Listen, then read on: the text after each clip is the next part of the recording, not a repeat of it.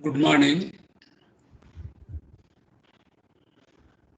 In today's class, we are going to talk about the electric fields that originate from continuous charge distribution. In the previous class, what we did was we used the fundamental Coulomb's law and talked about extraction of field at a point due to point charges or what are known as discrete charges. In contrast, let us say I have a piece of wire and this wire is uniformly charged. In other words, I want to say that the wire can be defined in terms of what is known as uniform line charge density. Here, I refer the wire as and the charges are evenly distributed throughout the wire. Then we bring in a concept called line charge density. So that is a one type of continuous charge distribution. And similarly, I can have it for on a surface if the charges are distributed uniformly throughout the surface. If the charges are distributed in a volume uniformly, then I can have volume charge distribution. So the charges are being continuously distributed throughout the volume or throughout the surface or throughout the one-dimensional wire. Okay, so we refer such charge distribution as continuous charge distribution. And what is the electric field due to such charge distribution? That is what this class is about. And we are going to quantitatively estimate the electrostatic field due to such continuous charge distribution for various geometries. First, let me again define these terms. What are the continuous charge distribution before we start demonstrating through typical examples on the extraction of electrostatic field. So let us define this continuous charge distribution. If I were to define for line charge, so here are the what I was referring. A point charge is only at a point, whereas if I have a piece of wire and I evenly charge this, okay, uniformly charge this wire with the positive charges. Here we can define the ρl. ρl as actually the line charge density. The definition for that is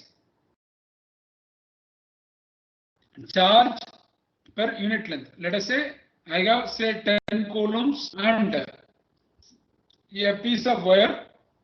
Let us say 10. I have like 10 meters. And per meter I can define the charge density to be 1 coulomb per meter. So that is the total charge divided by the length. That is the line charge density. Now for the surface, if Q is the total charge and then the surface charge density is defined as Q per unit area, which means the how much charge is distributed per unit surface area, that will give the surface charge density. So is the case with volume charge density. And knowing, let us say I know these charge densities, okay, for a very and I refer these charge densities are to be uniform, which means I take any small infinitesimal line element or area element or a volume element. In all of this case, if I know the charge densities, I integrate over along throughout the length or throughout the surface area, or throughout the volume. Then I can extract what is the total charge like shown in this formula. So integral of ρl dl, where dl corresponds to the infinitesimal length for the line element, ds corresponds and that is the charge, total charge distributed throughout the wire. Now, for the case of surface charge, I can say that ds is the infinitesimal surface area element. Integrate with the rho s, which is the surface charge density. I can get the, if I integrate within the limits of the surface, then I will get the total charge enclosed by the surface. Similarly, spread over the surface, not enclosed, spread over the surface. We have to be very careful. Now, for the volume, I say that the charges are distributed in 3 dimension in a volume. It could be a sphere, it could be a cylinder, like that. If any 3-dimensional objects, if I am able to, of course, I have to invoke the spherical geometry or the cylindrical geometry. If I can invoke, that will be better for easy nailing of the problem to extract the electrostatic field. Okay, that is a different topic altogether, but I'm just making a hint. Right now, let us focus on what is the total charge enclosed by the volume. It will be integral of, it's a triple integral for the volume or volume integral for the volume charge density if I have to invoke. If I have to invoke the surface charge density, and if I want to know what is the total charge distributed throughout a surface, I have to do a surface integral, which is a double integral. So basically, I need to know the differential elements I need to define. I need to also define the know how to do a integration, and then I need to use the vector algebra. So knowing the vector algebra, knowing the differential elements, and knowing the integration. If I know the 3 and apply the principle of superposition along with Coulomb's law, I can extract quantitatively what is the field, or I can determine what is the field at a point away from this charge distribution. Okay, so you are now able to understand what is a continuous charge distribution and what is a discrete. A discrete means it is localized to a point. That is why we call it as point charge. But when the charges are distributed uniformly through along the length of the wire, or along the surface wire, or along within the volume, okay, then we got to invoke the line charge density for the wire, surface charge density for the surface, volume charge density for a charge enclosed within a closed surface or bound within the volume. Okay, now in this class we are going to take typically the derivations for the wire, and then for a ring, the field to a ring, and then field to a disk. Okay, so we will nail this problem when I talk about a finite length wire, and upon applying certain boundary conditions, I can extend that wire to infinitely long wire. That's what I'm going to show. Similarly, for the disk, if I take the extend that condition as if the disk is of infinite size, then I will get the field to an infinite plane, and this is what the for the infinite line charge, which is due to an infinite wire, infinitely long wire, then it becomes rho L by 2 pi epsilon naught rho, A rho, where A rho is the direction, okay, that is a unit vector along the rho direction, and similarly for infinite sheet of charge, it will be sigma s or rho s by 2 epsilon naught, where A naught signifies the unit vector perpendicular to the plane containing this charge. Okay, normal to this plane containing this charge. So these definitions we are going to derive it, and then for the spherical geometry is basically it is radially symmetric. Basically you can walk along the radius and reach any point, and you can construe the sphere as if the whole charge is concentrated at the center. So it simply gives rise to Q by 4 pi epsilon naught r square, which is simple Coulomb's law, and along the radial direction, because it is symmetry along the radial direction, we can extend it, and then we can see the field due to a spherical charge distribution, which is very easy to knock out. Now, there are two things here I want to tell you. In this case, I am not going to assume any symmetry. I am going to use simply the fundamental Coulomb's law, and principle of superposition. Okay, so which means if I have a piece of wire, I am going to break this piece of wire into small infinitesimal elements and integrate over the length of the wire. I will get the field at a point due to the total by using the principle of superposition. Similarly, for the surface area, I will take an infinitesimal area and then I am going to extract it. For the volume, same thing, infinitesimal volume element and we can get the extraction. So this is the idea. So we are going to apply only Coulomb's law and principle of superposition. We are not talking about symmetry here. We are rather doing our calculations based on vector algebra, differential elements and integration. If you know these three things, we can knock out any problem. Okay, that's why I said it is enough to know Coulomb's law and principle of superposition. We can knock out the field in space. After all, electrostatics and magnetostatics and electromagnetics, it is all knowing about what is the electric field, what is the nature of electric field qualitatively, and what is also the quantitatively, how much is the field. If I know this, it's enough.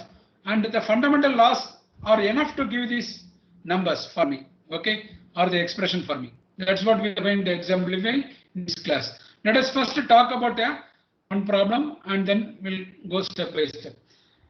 The problem is determine the electrostatic field at a point P directly above the midpoint of a wire of length 2L carrying uniform line charge density rho. Find the far field condition assuming the wire is far away from the point P where we want to compute the field, and infer the electrostatic field at a point P if the wire is of infinite length. Okay, so there are three parts to it. First, we need to find what is the electric field at a point P directly above the midpoint of the wire of length 2L. Okay, and let us talk step by step, and then we will go to the applying the conditions, far field condition. Now, in these kind of problems, it is good to develop the habit of drawing and trying to understand the things. So let me draw a piece of wire of length 2L and I map the length, and let me say it lies along the x-axis, and so the length of the wire is minus L to plus L, which means plus L minus of minus L will be 2L. So I have done like this so that my midpoint will be at 0. Okay, there is a purpose to it. I am doing that purpose. You can actually do 0 to 12, no harm done, but then you have to carry out the mathematics appropriately. Okay, so that is the point. Now let the point P lie directly above the midpoint. The point is symbolized by this here, and let me take the laser pointer. So the point is over here. At this point P, I want to know what is the field due to this wire carrying uniform charge density rho L. So this wire is uniformly charged.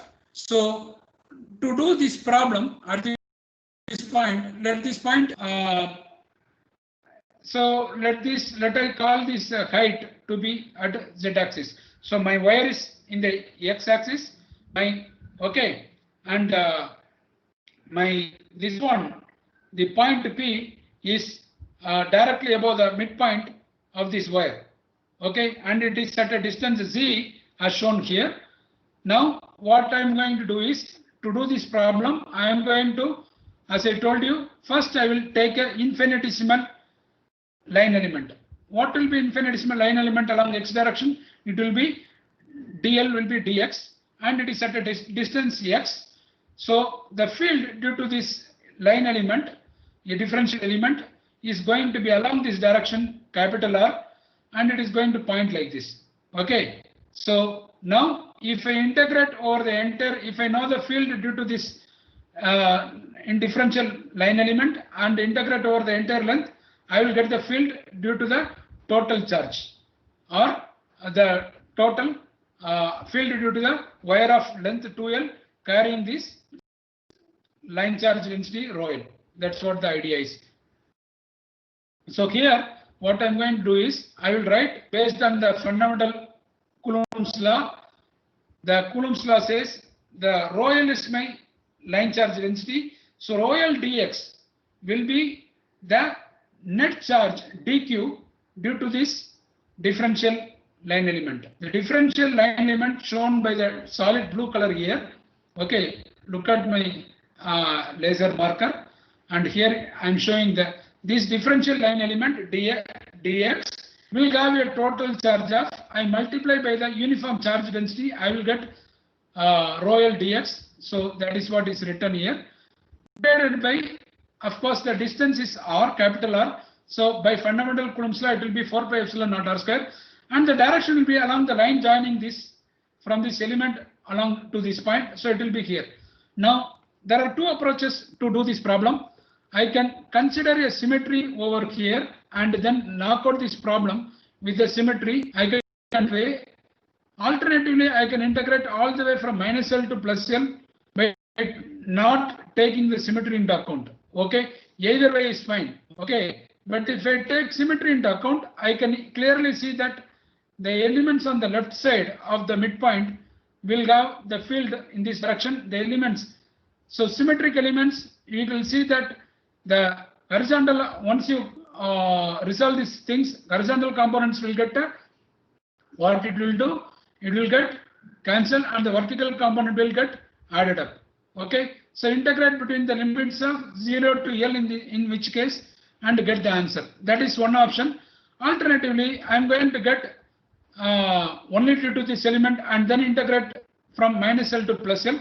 So give a thought process and think on how to proceed further. So this all, now it is all completely, once I understand this problem, it is all completely vector algebra, define element and integration of this process. So right now what I wanted to do is, once you integrate, so I am not taking the symmetric elements, I am rather taking from minus L to plus L. Okay, so that is how I am going to do it. Now what is this rho L dx? Rho L dx is the infinitesimal charge, okay, which is carried by this infinitesimal line element dx. So now what are all the things that can be taken out of the integral? Definitely you can clearly see rho L is constant. I can take it out of the integral. 4 pi epsilon naught is constant, because epsilon naught is permittivity of free space. You can take it out of the integral. What about dx? Dx is definitely not possible. And r square and ar hat, that is very important point. Now suppose if I were to have this element here, my r will be along this direction, which is going to change, and ar hat will be changing. It is not the same as this r. So again it's a variable, because after all, if I apply the Pythagoras theorem, I can see that r square equal to z square plus h square. And if the elements are changing, because the x will change, therefore r will change, therefore I cannot take the r also out of the integral. So I'm going to write it in this fashion. Now what I have done? I have done the unit vector is related to the vector as vector equal to mod vector, okay, any vector equal to mod of that vector multiplied by the unit vector. Unit vector simply represents a modulus of 1 or a unit length of 1 and only gives the direction. So with that in mind, ar hat will be vector r divided by mod r. So that will be mod r is simply r. So it becomes r cube here. So how to do this integral? That is the next question. Now, as I told you, r is related to x. So I got to substitute that stuff over here like this. So it becomes, now you have to have one more point I need to tell you. This is my midpoint. Always remember this vector diagram, how it is being drawn. From the midpoint, that is my reference point. From the reference point on the line element, where the infinitesimal element is located, you draw the x along the direction. So the x must point to the infinitesimal element like the arrow shows. Now the field points to the point where I want to compute the field. So capital R must point along this direction. Now the z is also from the line element to the point where I. So it becomes very clearly x, vector x plus vector r equal to vector z by whether you take law of parallelogram or triangle law, it is basically law of addition of two vectors. So it says vector x plus vector r, and vector x can be written as x hat, r can be written as r hat or a r hat. Okay, so with that in mind, I am writing in this fashion and then substituting. Now it is all integration. Okay, so integration is something that you must have learned in school, but anyway, right from school you are learning. But anyway, I have written the same expression. So basically, I substituted over here. Once I substituted for r, vector r becomes actually vector r is nothing but it becomes this fellow, that is I substituted over here, and r cube is over here. So you can see that. Okay, so it's a simple substitution.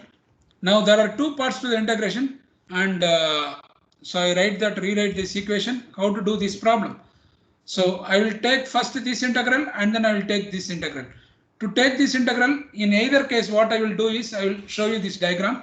Let us say this is my angle theta. This line element, let it be subtended to this point at an angle theta. The theta is here. Okay, so opposite by adjacent. So the adjacent to the angle is z, opposite will be x. So x by z is actually tan theta. So keeping that aspect in mind, I can substitute over here and get this, nail this problem. Here you will get actually z square tan square theta. Z square can be taken out and there is a 2 power 3 by 2. You can nail this problem. The 2 will get cancelled. It becomes tan cube theta, and then here it becomes 1 plus tan square theta. 1 plus tan square theta will become secant square theta. Same thing here, and z is constant. You can take it out of the integral and nail this problem in this fashion. So there is a z which comes here, but there is a z here at the bottom. So one of the z gets cancelled. So leaving what you get for the first term 2l z hat by z square plus l square. Remember, we had not taken this constant. The constant needs to be multiplied when you get the second integral also done. So the second integral is very easy. Z square plus x square, you consider it as t. So this is integration by substitution. Here also integration by substitution. Here we make use of the angles. Here we make use of the simple substitution. Z square plus x square equal to t. So 2x dx equal to dt. You substitute, and then only thing that I want you to caution here is do not try to convert the limits also. First bring the variable back and then substitute the limits. You will get this, and you can clearly see this is a symmetric integral kind of stuff. So the second term will get vanished because upper limit minus lower limit, when you put it, there is a x term in the upstairs. Definitely it will lead to the problem minus of this one. So you will get that value like this. So typically I will get only this term and I will get this expression. So this is the field at the point P due to this wire of length minus L to plus L. Okay, now I want to get the far field and the condition like that, infinitely long wire. So first far field and then infinitely long wire. Okay, so when Z much greater than L, what it means is the point is very far. Look at my hand. I have a wire like this. Okay, my wire is like this. My pen shows the wire. If the point is near, it is fine. If the point moves forward, if it goes further, okay. How am I going to look at this wire? This wire is uniformly charged. Let us say I am seeing this wire sitting like this. I am having a finite length. But if I go further and further, very far, okay, say 100 meters away from this wire will look smaller and smaller, as if the whole charge is compressed into one point. So am I going to get that result? That is the point. So when L is much smaller, okay, compared to this, we can actually get L will be set to 0. If I do that, I will get rho L, 2L rho L and 4 pi epsilon naught and square root of Z square when L is set to 0. Square root of Z square becomes Z. So it becomes actually, numerator becomes 2L rho L divided by denominator 4 pi epsilon naught Z square. So what does that correspond to? It corresponds to, this is the thing. Now what is 2L rho L? 2L is the length of the wire. This is the total length and this is the charge density. If I substitute over here, what I am going to get is I am going to get completeless field due to the entire wire. Far from there, I am going to look at it. When I am going to look at it far from there, I am going to see a point charge. Exactly 2L rho will correspond to the total charge enclosed by this wire, which means I am getting as if the whole charge is concentrated at this point. Now put the reverse. If the wire is of infinity, then I am talking about infinitely long wire and I am going to look at the field. Okay, I am going to look at the field due to this infinite wire. So here I have to substitute L is much larger than Z. Okay, so I am going to, as Z tend to 0, it will become here L square, root of L square will become in the denominator L, and one L and L will get cancelled. There is a 2 in the numerator, there is a 4 in the denominator.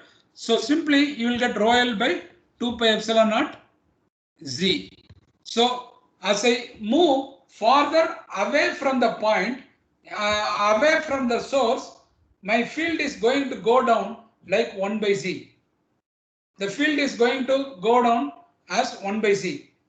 Think, for a point charge, the field goes by 1 by Z square. For a length, for a wire of infinitely long, okay, which means the wire is extremely very long, the field is going like 1 by Z. Okay, so am I missing anything? I am not missing anything. I am not, devalidating the Coulomb's law or invalidating. I must use the word invalidating the Coulomb's law. Then this rho L is actually having that term. The rho L is having the term per unit length. So there is a Z square will come from that. So the unit is not disturbed. Coulomb's law is intact. Coulomb's law is not broken. Okay. So the rho L contains per unit length. There is another Z here. So per meter square will always come. Okay. The field will be proper. The unit of the field will not be disturbed. Okay. So it is the same. Coulomb's law is valid. But only remember, for a point charge it goes like 1 by Z square. For a infinitely long wire it goes like 1 by Z. For a surface, what will happen for infinitely long surface? Okay, if the surface extends to infinity, then how does the field look like? We'll talk about it. Now let us talk about the second problem. Determine the electrostatic field at a point P located Z distance directly above the center of a circular loop of radius R that carries uniform line charge density rho L. Okay, this is the problem. How do I solve this problem? Okay, so here I am having a circular loop. The circular loop is like our bangle. Okay, the circular loop is a bangle. Okay, so that is a hollow. And the wire, the hollow ring, I can actually show like this. It's like this. For example, if I make a ring like this, as I show here, if I extend it, it becomes what?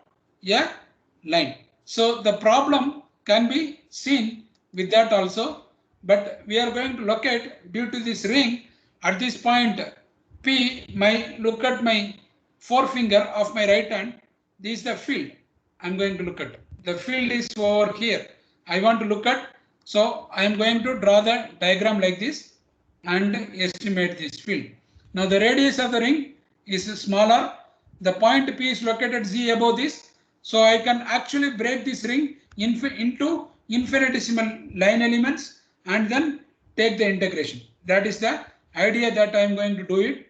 So what will be the field due to this dl?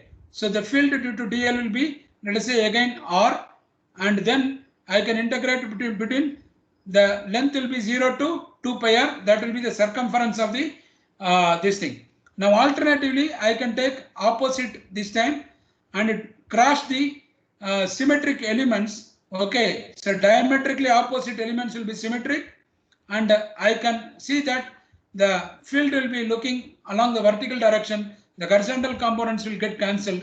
So I can get the field only added up and integrate between the limits 0 to pi r, instead of, because I have already taken into account the diametrically opposite elements. Moment I do that, I have to integrate only for the half length. Very similar to what I said in the previous example.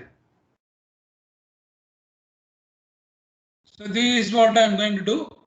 So exactly these steps are very simple. You take the line element and then take the field due to this line element, and then you can integrate between the entire length without without taking symmetry. Alternatively, if I take symmetry and take the projection along the vertical direction, I am going to get 2 cos theta. So moment I get 2 cos theta, very similar to the problem that we did in the previous lecture with the 2 discrete charges. Okay, the vertical component gets added up when the charges are like. Okay, the horizontal components get cancelled. Very similar to that, and this is the same charge that is distributed throughout the length. Therefore, the vertical component will get added up. So because I am adding up already the diametrically opposite pairs, I can only integrate only half the circumference, which is the integration pi r. So once I do that and substitute for what is cos theta and what is r, I am going to get the field due to this at this point z above the center of this ring. So this is the expression. Okay, so this problem is super simple if you understand the concept. So what have I done? To do this, I have actually the Coulomb's law is imbibed in this term, and which is the Coulomb's law is applied in this term. In this term, principle of superposition is applied through the integration. Okay, so it is a vectorial addition that we have to take into account, and here because it is always along the same direction, vertical direction, therefore I need not bother about r is also going to be constant, whether I take here, whether I take here, whether I take here. Therefore, I need not worry about the complex integration that I did in the previous problem. Is that clear? So here r is the same, whether I have it like this, I have it like this, I have it like this, I have it like this. R is the same. Okay, therefore I can take it directly out of the integral and I don't have to worry about, simply integral dl will be pi r. I substitute, I will get this entire answer. Is that clear? Now you can clearly see. Okay, so 2 pi r rho l will be the total charge. Okay, in this ring. So Q will be enclosed in the term. Now put r equal to 0. When I put small r equal to 0, I will get capital Q divided by, there is a z here, there is a z cube and the denominator. One of the z's will get cancelled and I can get this value. Okay, but you have to get that. So Q 4 pi epsilon naught z square. So again, Coulomb's law is seen clearly. When I see this ring, I don't see the hollowness of the ring, as if all the charges are concentrated at one point. So it is like a point charge. When r tends to, when far away I am looking, my r is extremely very small that I can neglect the small r over here, but in the upstairs I cannot neglect. Okay, in the numerator I cannot neglect. In the numerator I have a 2 pi r rho l, that will correspond to the total charge enclosed by this ring. So Q divided by 4 pi epsilon naught z square anywhere from the point. So Coulomb's law is again clearly seen here, and the with the boundary condition when r is small, r is much smaller compared to the point where I am looking at the field, the distance of the point. Now the last problem that we will take up in this example is determine the electrostatic field at a point P located at Z, distance directly above the center of a circular disk of radius r. that carries uniform surface charge density rho s, estimate E when it is a disk of infinite size and estimate E under far field condition. So here we are talking about disk, and disk is actually different from a this one. Okay, disk is different, and disk is like this. Disk is like this. So it's a solid. Okay, if it is hollow, then you get a ring. But if it is all, so in a sense, this disk that you see here is comprised of several rings. So suppose if the ring is on XY plane, I want to find the field at the point P directly above the midpoint of the circular disk of radius R. Okay, and this disk carries a surface charge density, uniform surface charge density, which means the charge is distributed uniformly throughout this disk. That is the point. So we can see here, this is my disk. At this point, I want to find a field. Okay, I have written XYZ, but this point is located directly above. It is actually P of Z itself is enough. Fine, that is the point. Now I know this disk is comprised of several rings of varying diameters. So if I know the field due to one ring and integrate over the radius, I can get the total field due to the disk. That is the idea that I am going to employ here and get the field at the point P due to this solid disk. That is exactly the point, and it is exemplified in this figure very clearly. Okay, so now I know the field that I estimated in the previous problem, and I'm going to use that field. Now what I want you to do is, this is due to this ring, but this small r is not actually constant. The small r is varying because it is comprises of several rings. So remember that. Okay, and then the direction also has to be taken into account carefully. But this, for this problem, for one ring it is due to fine. But let us do this problem. So secondly, another point that I want you to think here, I have been given a disk. The disk carries uniform surface charge density, but for a ring, we employed the concept of rho L, line charge density. So I need to relate this rho S to rho L to make use of this expression. So here is how first it is done. So the way it is done is, this small annular ring carries a surface charge density uniformly rho S. In fact, the entire disk carries one such ring is this one, and this ring is of radius R, which is a variable, and this one is dr. This thickness is dr. So if I take this element, the dq will be for one ring here. So the element charge will be for one ring. For several rings, I have to integrate over 0 to r. That is the idea.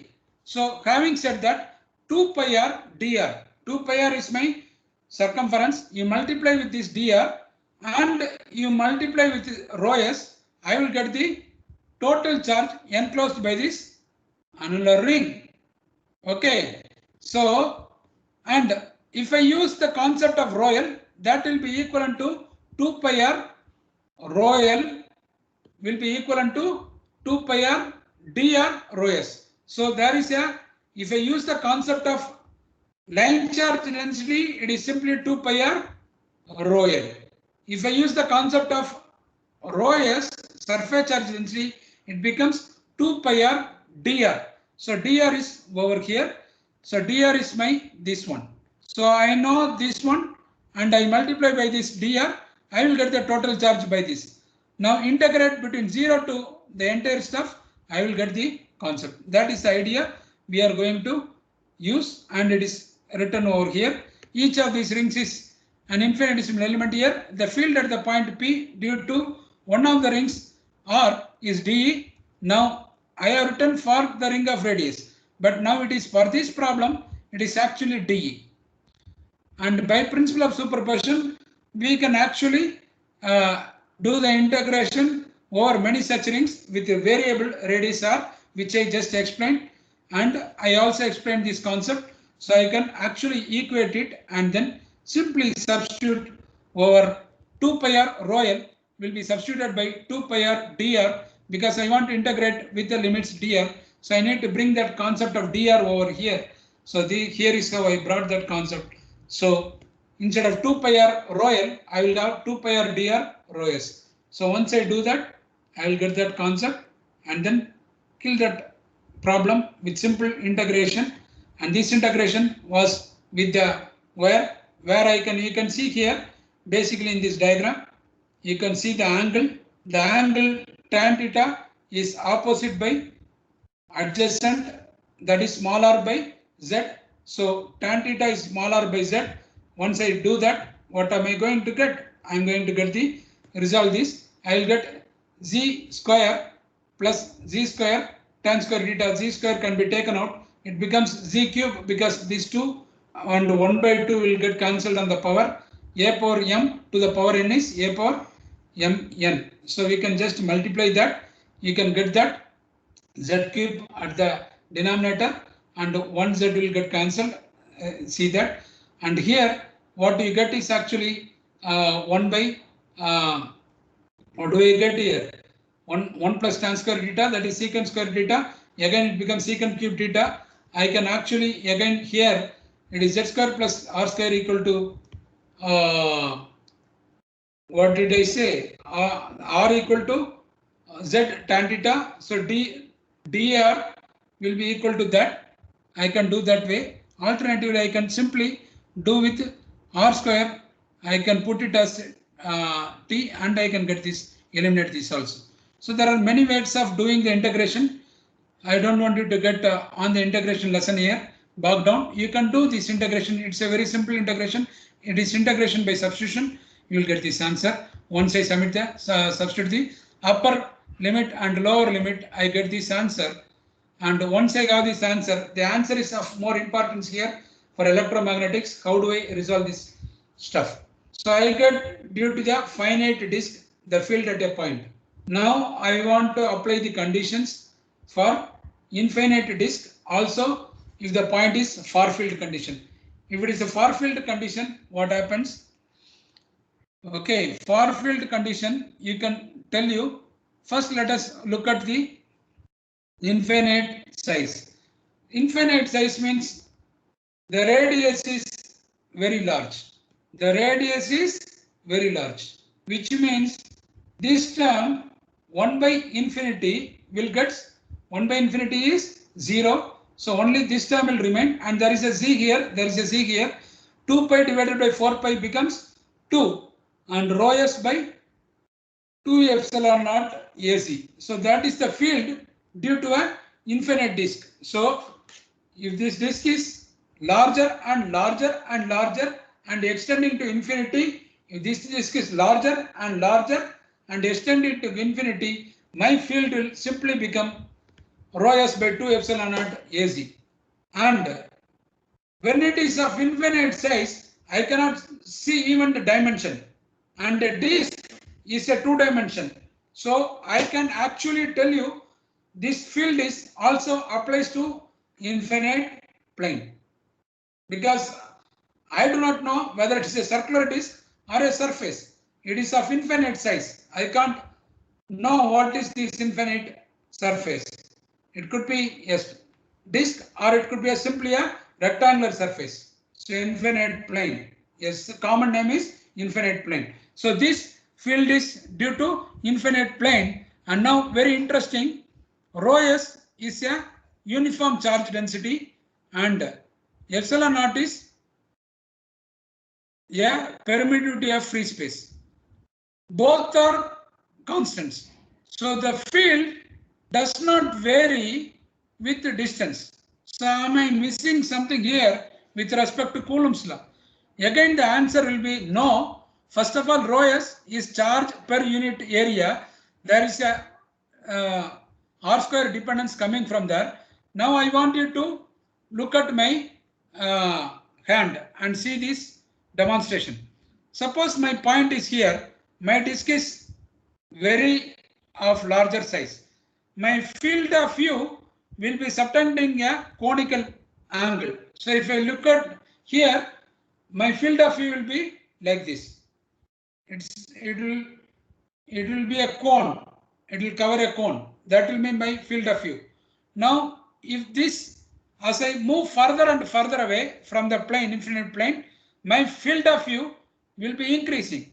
So, when I increase at a farther distance, I cover a larger area, the charge enclosed will be essentially will be larger, but the field will decrease by 1 by r square, but the charge. So it is a uniform field due to an infinite plane. That's the most important concept here. The field due to at any point is uniform. It doesn't depend on the distance. Whether I look at here, whether I look at here, whether I look at here. If the plane is of infinite size, my area will, although the distance will decrease, the field will go by 1 by r square. My field of view will cover a larger surface charge. So therefore, my field of view, when I am looking at farther and farther, my field of view will ensure that I cover a larger area, but my field will go inversely with the square of the distance. Therefore, the uniform field is in place here. Okay. So I hope you understand this concept very well. So again, I explained, when I look at this infinite plane closer, my field of view is restricted with this cone. But if I look at this, my field of view is increasing. If I go further, my field of view is increasing. But the denominator goes like 1 by r square, but the charges I cover will be larger.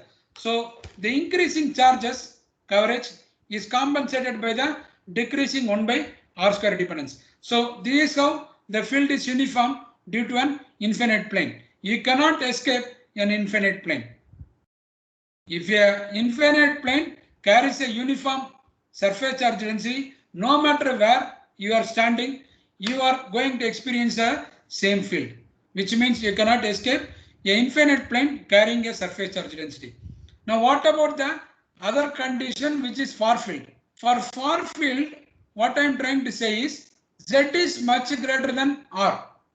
So I have to expand this expansion using binomial theorem as here, and when I apply the binomial theorem, I get this. Neglect all the higher order terms, I get only the first order terms. So I will get this term here like this, and I will get the field due to this one. As when I substitute, I get this field due to the far field condition, which is that much greater than the size of the disk. So I am looking at the disk very far and far.